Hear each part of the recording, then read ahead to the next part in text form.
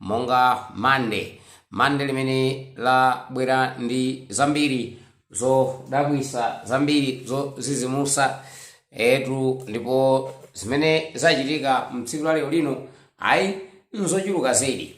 Monga kwa anzathu amene mmakhala mukusatira nkhani zosiyanasiyana zomwe zikuchitika mdziko mwathu muno, lero lino nkhani imene ili mkamwa mukuidziwa ndithu yokhudzana ndi mayi COLLEEN ZAMBA.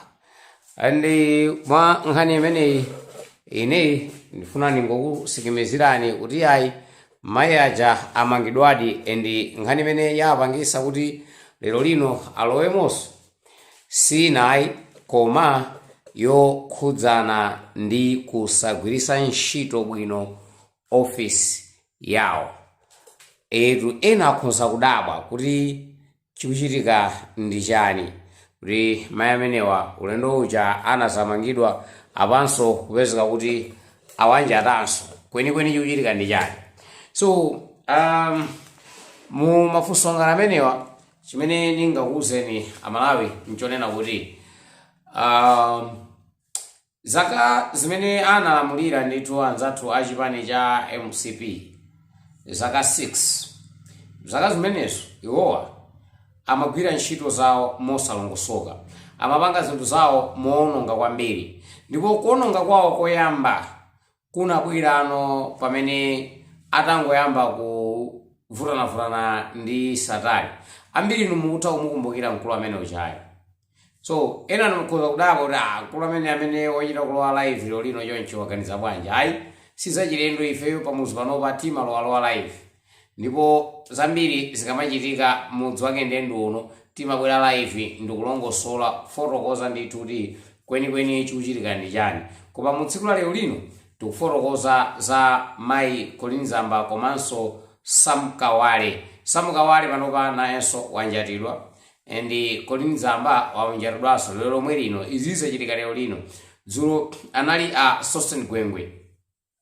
So pali milandu ina tikhoza kunena kuti okay, milandu iyi yakugwiritsa ntchito nzeru za ndale basi choncho, komano nkhani yeniyeni sikutinso ndi yokhudzana ndi politics yayi.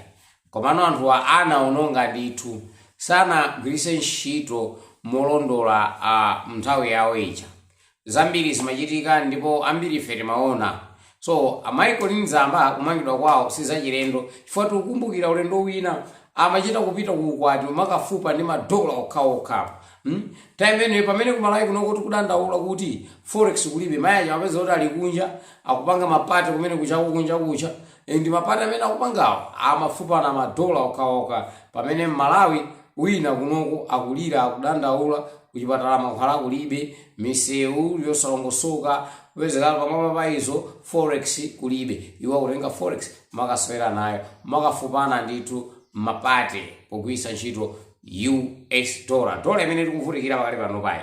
Mayi aja sinali vuto kwayo. So kumangidwa kwawo kachiwirika musadabwe nazo, iwodi sanagwiritse ntchito bwino office yawo. So tiye tione mlandu wawo. Pa mlandu onena kuti sanagwiritse ntchito molondola office yawo, kodi ulendo uja atamangidwa ankati awamanga chifukwa chani? Tione amenewo. Muchapo atamangidwa kumanenedwa kuti awamanga chifukwa choti analemba anthu 300 ntchito mosatsata ndondomeko, koma kulembedwa kwa anthu amene 300 mosatsata ndondomeko mesa ndi chimodzi mwiso unena kuti sanagwire ntchito molondola, kapena kuti anapanga abuse office yawo. Nanunso aboma atupena mukamatiuza za milandu ya anthuwa, tamabwerani ndi nkhani yeniyeni. Muzitha kutipasa nkhani yeniyeni osati kungovakanyula kuti bola zimveke iyayi, bola anthu amve kuti mwamanga.